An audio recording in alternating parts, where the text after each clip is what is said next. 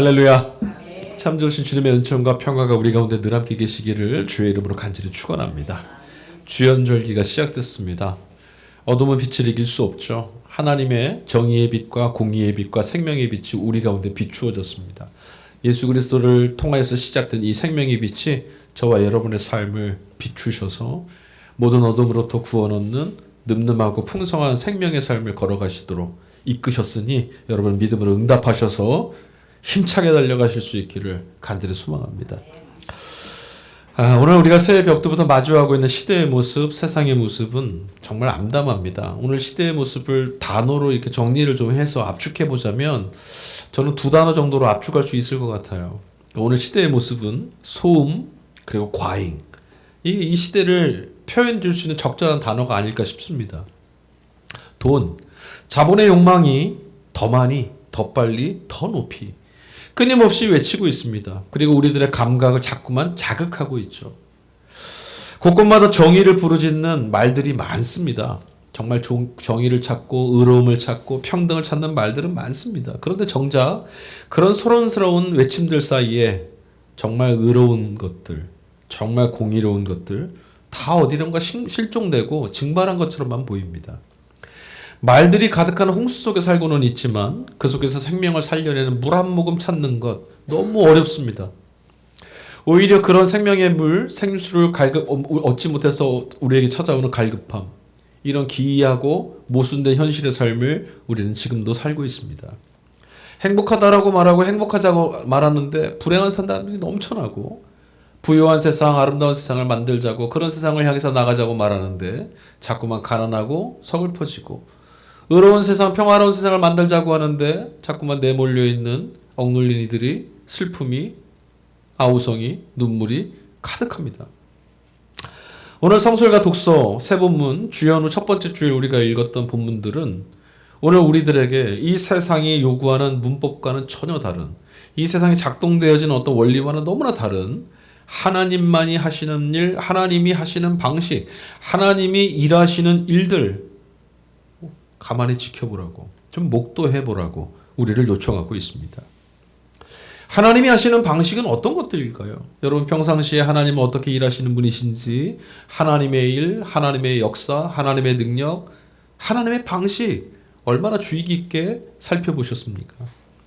하나님이 하시는 일은요, 성경을 통해서 보니까 시끄러운 소음으로 점철된 이런 세상의 헤게모니를 뚫고 들어오는 침묵, 고요함, 그러나 강력한 저항이고요. 죽음의 냄새가 진동하는 이런 현실의 세계 한복판에서 피어오르는 생명이 일궈내는 역설. 이게 하나님이 일하시는 방식입니다. 하나님은 정말 침묵 가운데 일하십니다. 그래서 때로는 하나님이 계시지 않는 것 같습니다. 그런데 하나님은 일하시죠. 하나님이 일하시는 방식은 너무 무력해 보입니다. 그러나 하나님이 하시는 일 그 뒤에는 꼭 생명이 살아납니다. 오늘 우리가 함께 읽은 세 본문 텍스트, 이 본문의 말씀들을 관통하며 흐르는 생명의 이 말씀의 숨결을 따라서 우리가 잃어버리고 있는 생명의 좌표, 우리가 생명을 얻기 위해서, 아니 생명을 얻은 자로서 어디쯤 어떤 방향으로 걸어가고 있는지를 다시 한번 돌아볼 수 있는 시간 되기를 바랍니다. 오늘 일독서 본문은 예언서 말씀이었습니다. 이사야 예언자가 나왔습니다. 그가 외치고 있습니다. 오늘 그가 외치고 있는 선포하는 말씀은요, 야훼, 하나님의 종에 관한 이야기입니다. 하나님이 보내시는 종입니다. 그런데 오늘 이 구약 성경의 말씀 이사야의 예언을 읽어보면요, 그때나 지금이나 너무나 낯설고 충격적인, 우리들에게 너무나 불편한 이야기, 그런 이야기로만 들립니다. 하나님이 보내시는 종, 그럼 어떤 모습이 떠오릅니까? 여러분, 우리는 하나님의 종은 야훼가 보내시는 종이라면, 세상을 구원한 종으로 보내신 메시아라면 어떻게 일하고 어떤 방식으로 자리매김해야 된다고 예상합니까? 우리가 충분히 익숙하게 살아왔던 이야기들, 경험들을 한번 돌아봅시다. 우리는 그동안 너무 많은 학습을 해왔습니다. 세상이 가르쳐준 대로. 그래서 영웅의 서사시, 구원자의 그 압도적인 이미지를 자꾸만 떠올립니다. 그래서 무력으로 자신의 반대편에 있는 자들을 제압하고 광장에서 군중들을 호령하고 높은 곳에 올라서 자신의 위세를 만천하 가운데 과시하는 승리자의 모습. 이게 우리가 기대하는 하나님의 종의 모습입니다. 세상 그 누구보다도 높고 세상 그 어떤 이들보다도 강력하며 그래서 누구라도 부정할 수 없는 힘과 권세를 보여주는 이가 하나님의 종이라고 우리는 예상하고 기대하고 그런 사람들을 찾으려고 합니다. 그러나 하나님께서 당신의 의로움, 의를 이루기 위해서 보내신 종의 모습은 적어도 예언자 이사야의 말씀을 통해서 예언의 말씀을 통해서 엿보게 된 그의 모습은 너무나 세상에 비해서 무력하고 별 볼 일 없어 보입니다. 이사야 42장 2절입니다. 그는 소리치거나 목소리를 높이지 아니하며 거리에서는 그 소리가 들리지 않게 할 것이다. 무슨 말이냐? 말하는 게 하나도 들리질 않습니다. 아무도 안 듣는다는 소리죠. 세상은 자신의 존재감을 증명하기 위해서 제 목소리를 자꾸 높이려고 합니다. 그렇게 목소리를 높이는 자들을 우리는 뛰어난 사람이라고 말하고 능력 있는 사람이라고 인정합니다. 여러분, 정치인들은 어떻습니까? 정치인들은 자신의 애국심을 과대포장합니다. 입만 열면 국민을 위해서고 입만 열면 나라를 위해서라고 말합니다. 근데 정말 나라를 위해서 국민을 위해서 헌신하고 봉사하는 사람 본 적 거의 없는 것 같습니다. 기업은 어떻습니까? 자신의 상품을 그 효용성을 부풀려서 이야기합니다. 이것만 먹으면, 이것만 가지면, 이것만 얻으면 살 것 같다라고, 저것만 가지면 참 좋겠다고, 이것만 있으면 행복해질 거라고 광고하죠. 그런가 하면 요즘에 사람들도 똑같습니다. 요즘에 사람들은 어떻습니까? SNS를 통해서 유튜브가 됐던 페이스북이 됐던 인스타그램이 됐던 온갖 SNS를 통해서 우리 어른들은 그런 거 안 하시니까 난 안 한다고 생각하지만 카카오톡도 똑같아요. 그런 걸 통해서 뭐 합니까? 내가 누리고 있는 행복, 나는 이런 삶을 살고 있어, 나는 이런 사람이야, 과시하고 드러내려고 애를 씁니다. 저희 어렸을 때만 해도 PR 세상이 온다고 그랬는데 PR을 넘어서 그냥 자기만 있습니다. 세상은 이런 식으로 작동하고 있습니다. 이런 사람들은 인플루언서가 됩니다. 이런 사람들은 주목하고 세상을 높이 평가합니다. 그런데 하나님의 정의는 그런 자기 과시나 자기 선동, 자기 업적을 통하는 방식으로는 이루어지지 않습니다. 오히려 하나님은 침묵 속에서 일하시는 분입니다. 앞서 말씀드렸죠. 성경 어디에도 하나님은 드러내놓고 자신의 역사를, 자신의 일들이 이루어지는 분으로 표현된 데가 없습니다. 하나님은 없이 계신 것처럼. 그러나 여기 시퍼렇게 살아서 역사하고 계시는 분으로 소개하고 있습니다. 그분의 정의는 목소리가 큰가 안 큰가 이거 대결하는 그런 방식이 아닙니다. 새가 얼마나 많냐 없냐 이런 방식으로도 하나님이 일하시지 않습니다. 하나님은 존재의 가장 밑바닥, 가장 비루한 현장을 바라보시고 그런 자들을 눈여겨보시는 곳에서부터 일하시기를 시작합니다. 이사야 42장 3절 그는 상한 갈대를 꺾지 않으며 꺼져가는 등불을 끄지 않으며 진리로 공의를 베푸실 것이다. 아멘. 많이 들었던 말씀이죠. 여기서 말하는 상한 갈대, 꺼져가는 등불, 여러분 어떻습니까? 이런 표현들은 단지 읽기 좋으라고 쓰는 문학적인 표현들 아닙니다. 이런 표현은요, 분명한 무엇인가를 우리에게 전하려고 쓰는 은유죠. 상한 갈대, 꺼져가는 등불은 어떤 것들을 말하는 걸까요? 효율성과 생산성의 논리가 지배하는 이런 자본의 세상, 돈이 모든 것들의 기준이 되는 이런 사회에서 말하면 쓸모없음으로 판정을 받은 잉여 존재들. 그냥 밥벌이 안 되는 사람들입니다. 그런 세상에서 억눌리고 상처받은 공동체 모두를 가리키는 말이 상한 갈대, 꺼져가는 등불 이런 표현의 대상입니다. 세상의 계산법으로 치면요, 이미 부러져서 이 상한 갈대는 피리도 불 수 없습니다. 갈대를 갖고 지팡이를 삼을 수 있겠습니까? 안 되죠. 도무지 쓸 데가 없습니다. 기름이 다 떨어져서 그 흐름만 내뿜고 있는 그런 심지 어떻게 해야 됩니까, 여러분? 예전에 여러분 곤로 많이 쓰셨잖아요. 곤로. 이거 심지 다 타서 그 흐름만 나면 어떻게 해야 됩니까? 버려야죠. 버리고 새 거 꽂아야죠. 그러니까 이런 것들은 다 뭐냐면 폐기 처분돼야 됩니다. 갖다 버려야 될 것들입니다. 쓸모없는 것들이죠. 빨리 하루라도 빨리 정리해서 처분하는 게 경제적인 합리성입니다. 세상은 이런 걸 뭐라 말하냐? 정의롭다, 바르다, 타당하다, 옳다라고 말합니다. 그런데 여러분, 기어이 버릴 수 없다고. 기어이 이 폐기물들을, 세상이 버린 이 쓸모없다고 버리는 폐기물들을 끌어안고 나는 가야겠노라고 말씀하시는 분이 하나님이고, 그렇게 해서 일하시는 방식이 바로 하나님의 정의, 미시파트라고 하는 겁니다. 세상은 포기했고 세상을 할 수 없지만 하나님은 나는 할 수 있다고. 그럴 수 없다고. 이게 하나님의 의로우심이라니까요. 그러니까 우리가 하나님은 의로운 분이십니다라고 믿고 그 하나님의 의를 이루고 살아가는 신자들이라면 우리가 생각했던 세상의 기준으로 보았던 것들로 보고 듣고 판단하고 선택하면 안 되는 겁니다. 부러진 것들을 다시 잊고 꺼져가는 불신은 다시 살려내고 그리해서 쓸모없어 보이는 존재들에게 다시금 생명의 자리를 마련해 주는 것 하나님만이 하실 수 있는 일 하나님의 의로우심입니다. 우린 그런 하나님을 믿는 겁니다. 사람이 할 수 있는 어떤 것들 우리가 새가 많고 능력이 있으면 이루는 그 일들을 하나님이 하십니다가 아니라 사람으로는 할 수 없고 세상은 결코 하지 않으려고 하는 쓸모없는 거라고 실패라고 말하는 것들을 통해서 생명의 역사를 읽어가시는 분이 하나님이다라고 하는 것 말이죠. 이게 하나님이 말씀하시는 정의, 의로움의 실체입니다. 그런데 오늘날 우리 사회가 그리고 한국교회가 저와 여러분들의 신앙이 외치고 있는 공의와 정의는 과연 누구를 향하고 있는 것인지 정의라는 미명하에 또 다른 폭력을 행사하고 오히려 상한 갈대들을 무심히 짓밟은 적은 없었는지 부끄러움을 감출 수가 없습니다. 제가 어저께 어떤 그 영상 하나 보다가 책을 폈었는데 책에 한 대목이 탁 눈에 들어왔어요. 공정, 공평. 여러분 세상은 요즘에 공정, 공평이 깨어졌다고 기회의 균등이 무너져서 정의롭지 못하다고 그래서 억울함과 분노가 쌓여가고 있습니다. 그런데 여러분 그거 아십니까? 오늘 우리 사회가 억울해하는 그 공정이라는 것이요. 본래 공정은 약자들, 내몰려 있는 이들이 사람다움의 대우를 받기 위해서 요구하는 게 공정이에요. 근데 오늘 시대의 공정은 가진 자들이, 힘 있는 자들이 말하고 있어요.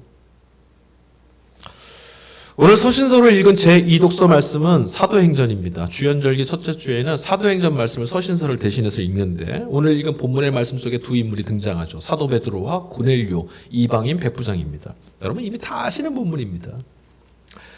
이 베드로와 고넬료의 만남을 통해서 우리는 인간이 쌓아올린, 문명이 쌓아올리고 제도가 쌓아올리고 종교가 쌓아올리는 분리와 차별과 소외의 장벽이 뒤흔들리는 대목을 보게 됩니다. 유대교의 율법주의, 여러분 우리 성경 읽을 때마다 예수님 읽을 때마다 복음서 읽을 때마다 바리새인, 유대교, 율법주의, 자기의 숱하게 말하잖아요. 그 유대교 율법주의의 정체성이 뭔지 아십니까? 율법주의가 늘 하는 게 있습니다. 율법주의, 자기의라는 것의 정체는 뭐냐? 철저한 차별과 배제로 작동하고 있는 시스템을 말합니다. 보세요. 유대인들 그리고 이방인을 분리하고요. 정결한 자와 부정한 자를 분리하고 의인과 죄인을 가르는 이분법적인 이런 사고. 이게 바로 그들의 정체성, 유대인들의 정체성을 지켜내는 작동시키고 집행할 수 있도록 만드는 원리였어요. 이게 율법주의입니다. 이렇게 하면 자기 자신의 정체성이 드러납니다. 죄인이라고 낙인 찍고 손가락질하면 그러고 있는 나는 어떤 사람이죠? 의인이 됩니다. 저 사람은 정결하지 못하고 부정해라고 말하면 나는 어떤 사람입니까? 정결한 자가 되죠. 저 사람은 잘못된 사람이라고 말하는 나는 어떤 사람입니까? 나 잘했다고 하는 거죠. 이렇게 유대인들은 자신을 드러내려고 했어요. 그게 바로 율법주의입니다.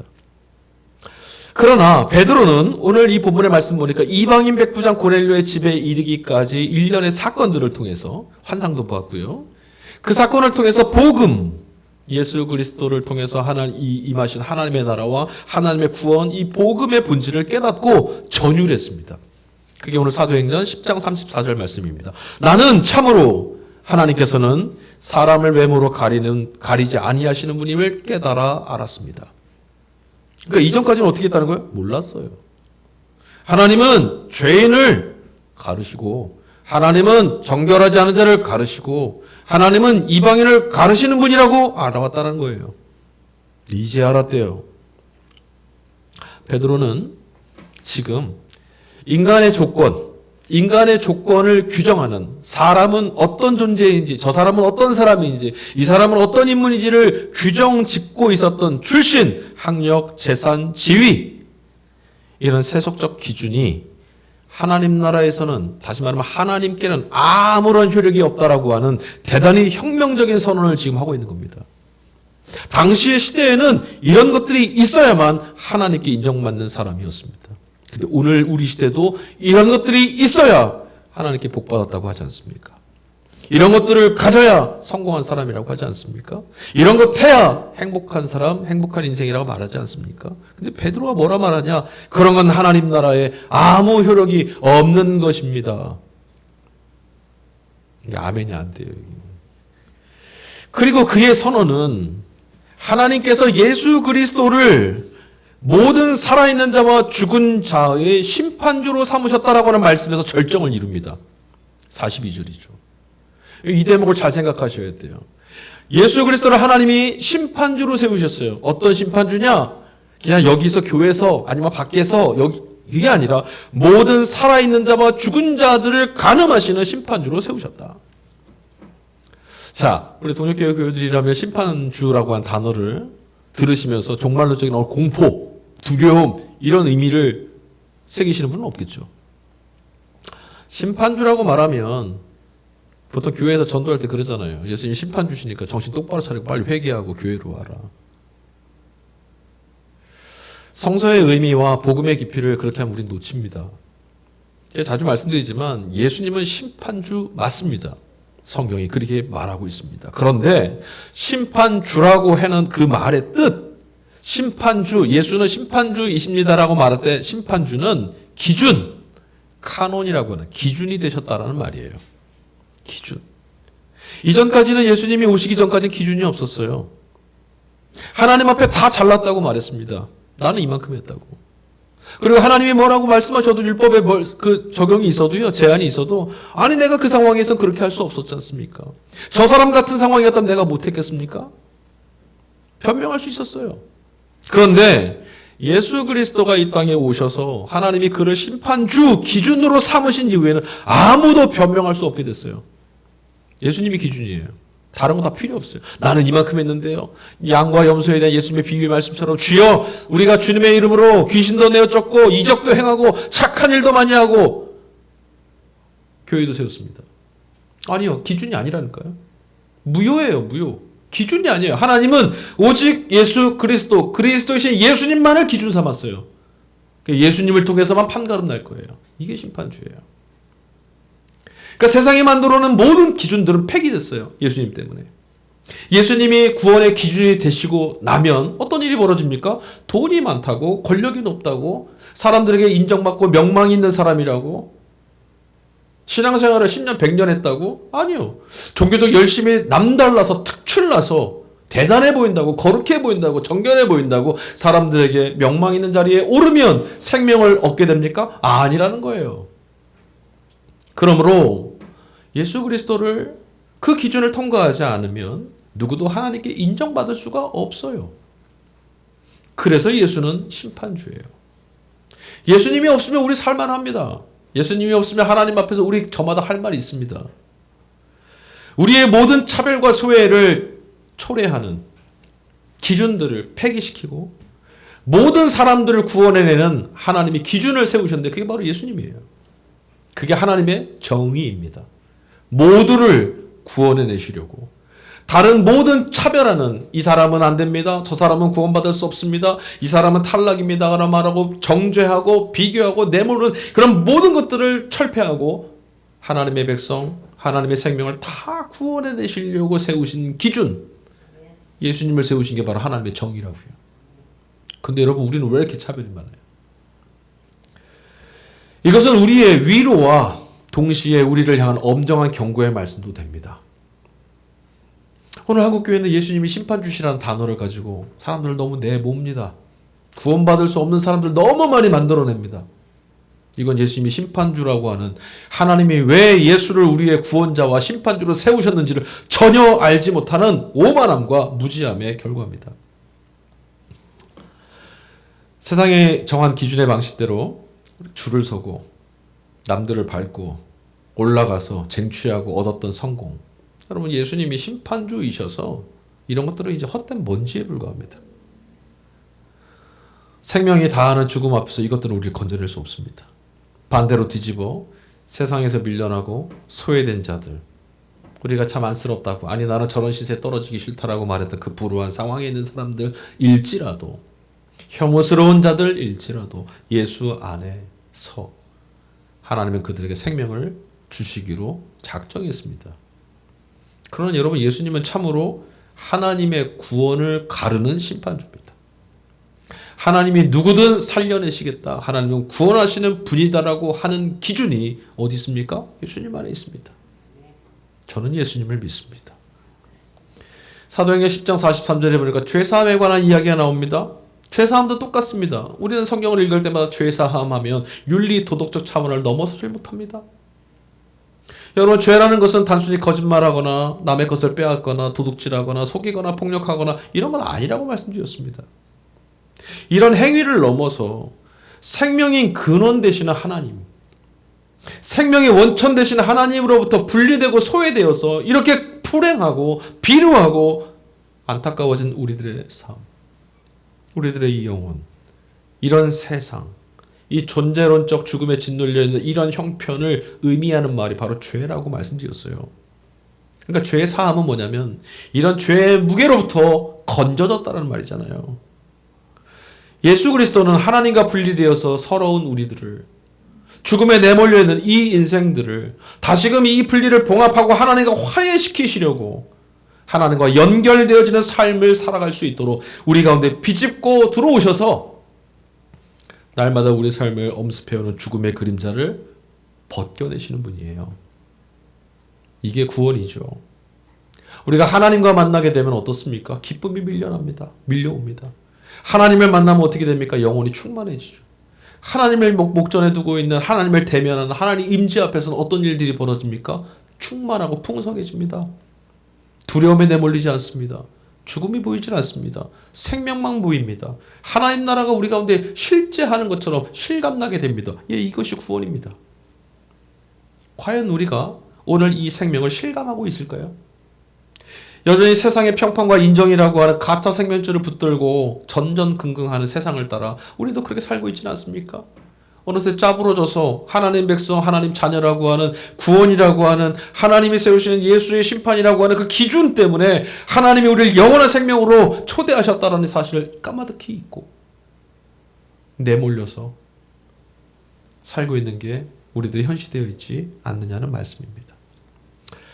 삼덕서 복음서 말씀은 마태복음 읽었습니다. 마태복음 말씀도 사실은 당황스럽습니다. 왜냐? 죄 없으신 하나님의 아들이요, 죄 있는 인간, 회개를 강요하고 있고 회개를 상징하고 있는 세례자 요한 앞에 와서 그에게 세례받는 장면이 펼쳐져 있거든요. 회개를 요구하는 요단강가에서 예수님 세례받으러 나오셨어요. 죄 없으신 분이 회개의 세례를 받다니 이게 무슨 말입니까? 죄를 도덕 윤리로 생각하시면 이 말씀을 절대 이해 못합니다. 하나님과 분리되어 있던 삶을 하나님과 연결된 일치의 장면으로 이끌어 나가신 분이 예수님이라 회개, 세례를 받으신 거죠. 세례자 요한은 보았어요. 그리고 알았습니다. 이분이 누구이신지를.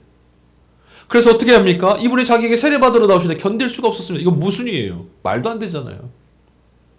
제가 여러분 여기 앉아있고 여러분 올라서 단위 올라서 설교하세요. 하실 수 있겠어요? 하실 수 있죠. 근데 저는 그게 잘 안 됩니다. 저 올로 목사님, 우리 선배 목사님 앞에 계신데 제가 와서 설교한다. 이거 왠가 움츠러들 것 같아요. 요한은 이건 말이 안 된다고 생각했어요. 어떻게 예수님이 나한테 세례를 받으십니까? 내가 주님께 세례를 받아야죠. 그런데 예수님은 그런 요한에게 단호한 의지를 표명합니다. 마태복음 3장 15절. 지금은 그렇게 하도록 하십시오. 이렇게 해서 우리가 모든 의를 이루는 것이 옳습니다. 이 의가 뭡니까? 하나님이 하시는 일을 따라가는 것이 맞는 겁니다. 예수님이 말씀하신 의라는 말은 디카이오스네라고 하는 단어인데요. 앞서도 말씀드렸지만 도덕적으로 무흠결하고 흠이 없는 것, 무결점인 것, 이런 거 말하는 게 아닙니다. 그런 사람은 없습니다, 여러분. 여러분, 도덕윤리로 아무리 깨끗해 보이고 거룩해 보여도요, 그 사람이 집에 가서 어떤 모습으로 나자빠져 있는지 우리는 모릅니다. 아니, 겉으로 보일 때는 아무리 그래도 내면에 무엇이 담겼는지 우리는 모르지 않습니까? 그런 사람은 없어요. 예수님이 말씀하시는 의로움, 의는 하나님과의 관계적 올바름을 말하는 겁니다. 하나님과 어떻게 연결되어 있느냐? 생명과 연결되어 살아가는 자이냐 아니냐 이걸 말씀하시는 거예요. 하지만 이 관계는 그렇다고 해서 너희가 하나님 수준으로 높이 좀 올라와서 그분과 바른 관계를 맺어라 강요하시고 체근하시는 게 아니라는 겁니다. 여러분, 우리가 하나님과 관계를 맺으려면 어떻게 됩니까? 우리가 하늘 높이 어떻게 올라갈 수 있습니까? 하나님 수준까지 이르러서 하나님과 거래할 수 있고 하나님과 마주할 수 있는 그런 관계를 만들어낼 수 있습니까? 없습니다. 불가능합니다. 그러면 예수님 말씀하신 하나님과의 바른 관계, 하나님의 의를 이룬다는 게 뭘까요?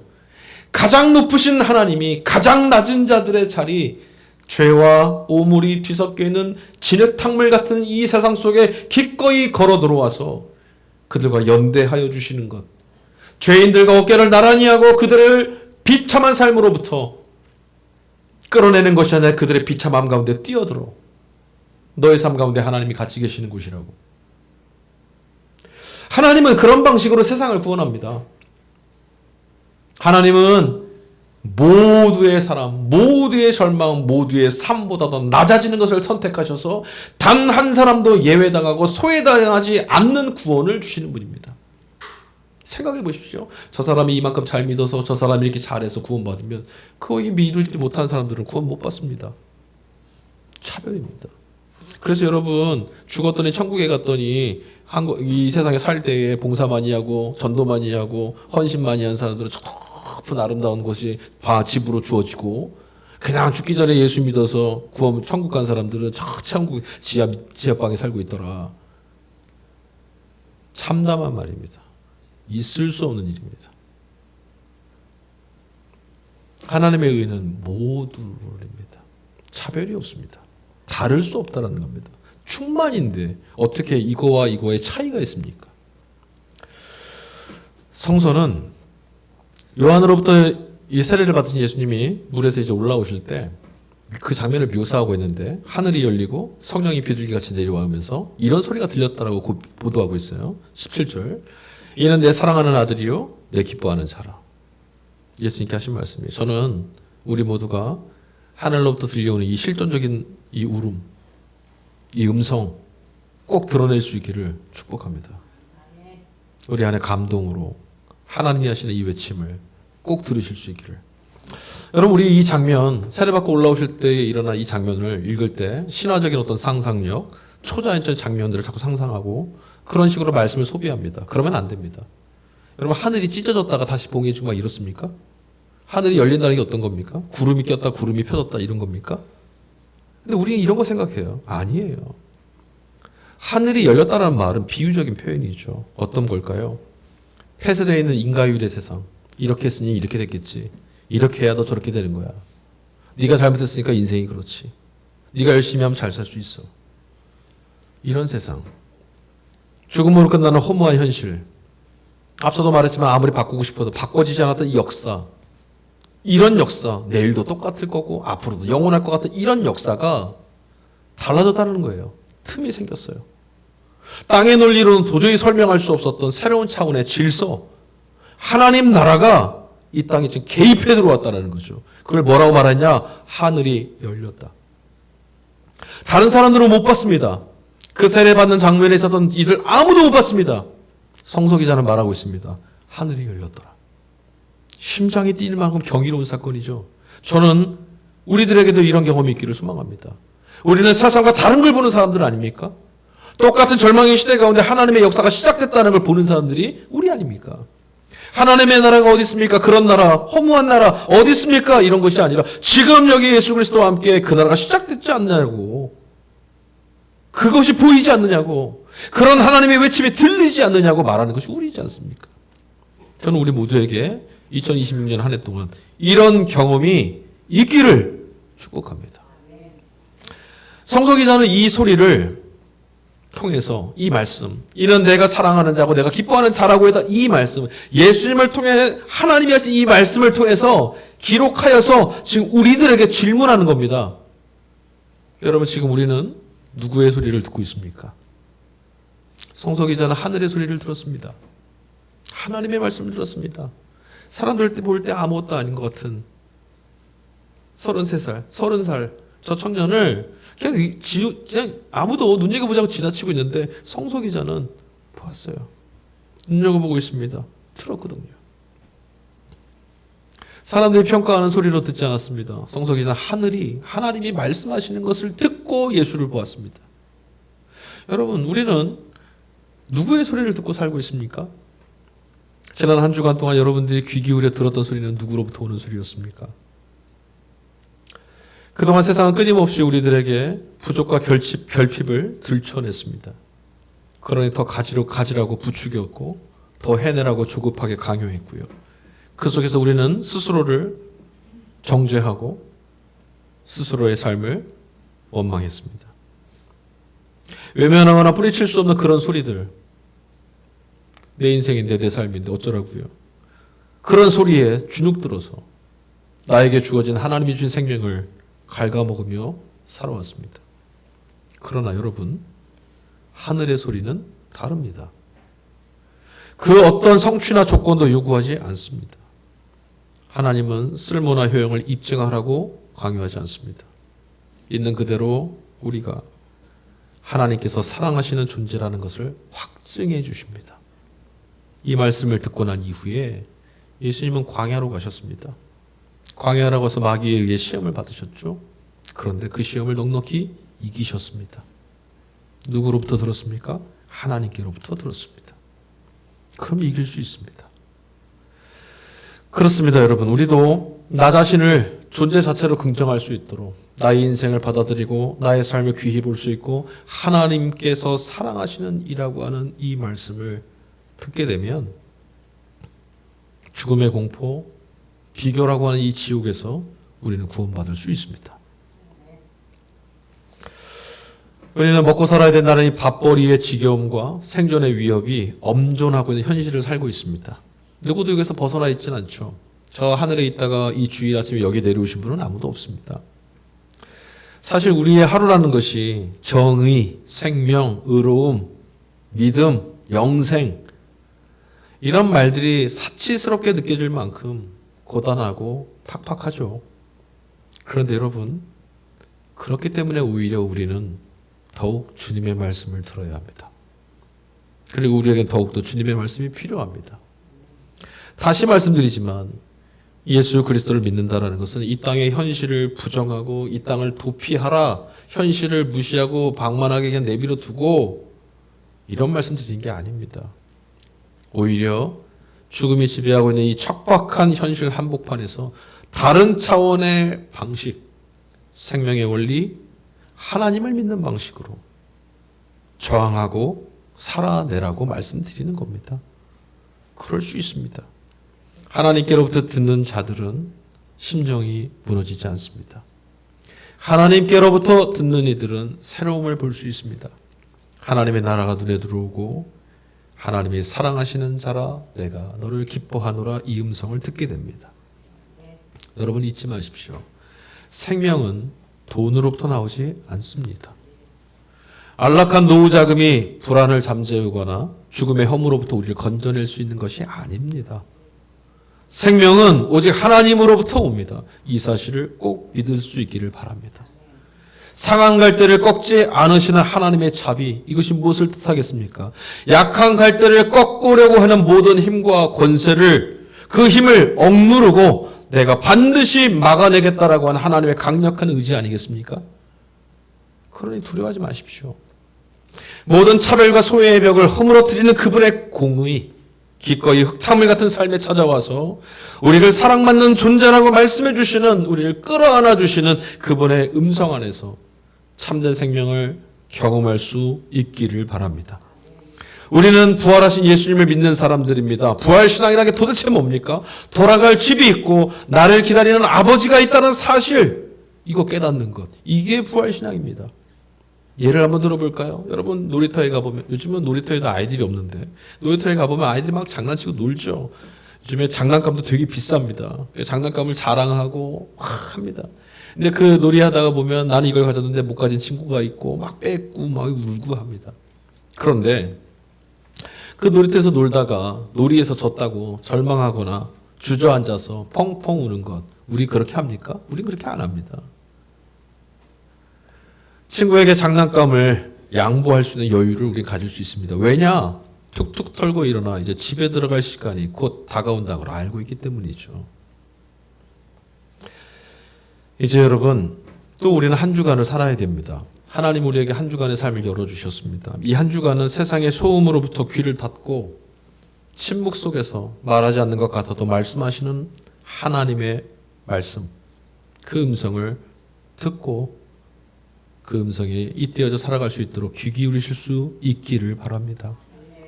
세상에 강요하는 욕망의 대열에서 여러분 이탈하셔서 상한 갈대 곁에 머물 수 있는 용기를 낼 수 있으면 좋겠고, 비효율적이고 어리석어 보일지라도 그 길 끝에 생명이 있다라는 것을 붙들 수 있는 믿음이 부어지는 날들이면 더욱 좋겠습니다.